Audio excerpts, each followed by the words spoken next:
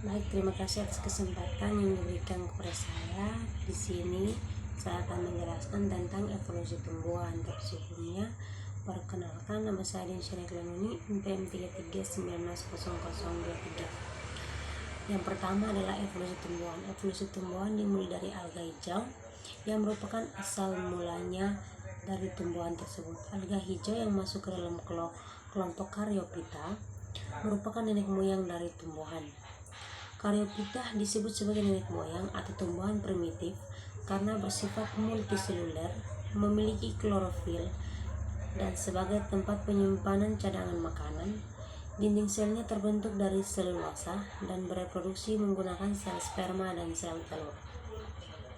Salah satu contoh dari tumbuhan primitif adalah lumut atau mesos, di mana pertumbuhannya kecil dan tidak mempunyai pembuluh angkut, terdiri dari xilem dan flum.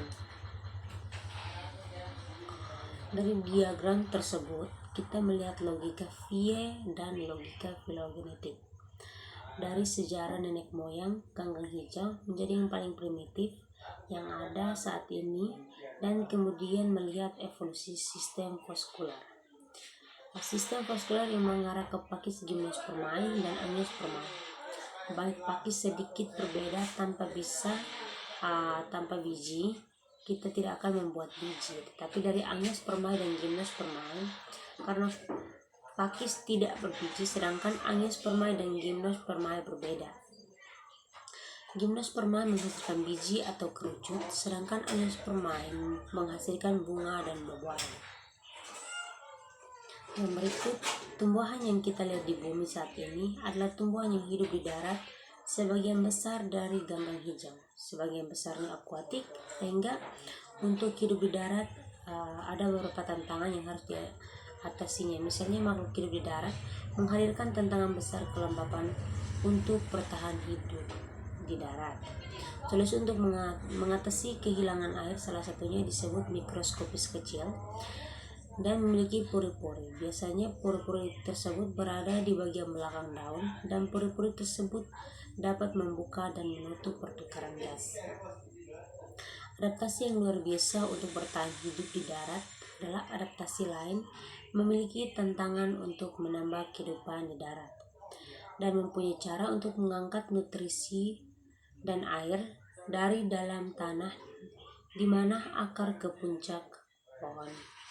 Solusi yang telah berkembang dari waktu ke waktu adalah sistem vaskular, dan sistem vaskular adalah sistem peredaran darah hewan. Salah satu solusi mereka adalah evolusi serbuk sari.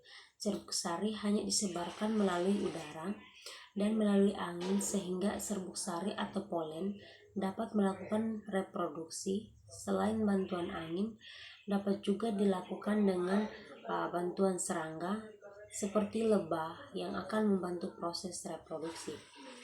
Pada tumbuhan Gymnospermae, proses kematangan gamet jantan dan gamet betina sama-sama bersifat haploid. Bersifat haploid apabila terjadi proses perkawinan sehingga menghasilkan zigot yang sudah dibuahi dan terjadi proses pembelahan secara mitosis. Adanya hubungan yang saling menguntungkan antara tumbuhan dan hewan maupun bakteri, di mana bakteri akan bersimbiosis dengan akar tumbuhan dan akan membentuk nodus. Bakteri akan mensuplai anomia dan tumbuhan akan mensuplai nutrien untuk bakteri. Kemampuan tumbuhan untuk bertahan, di mana ada beberapa tumbuhan yang memiliki duri dan juga memiliki zat kimia yang berfungsi untuk melindungi diri. Sekian penjelasan dari saya, sekian dan terima kasih.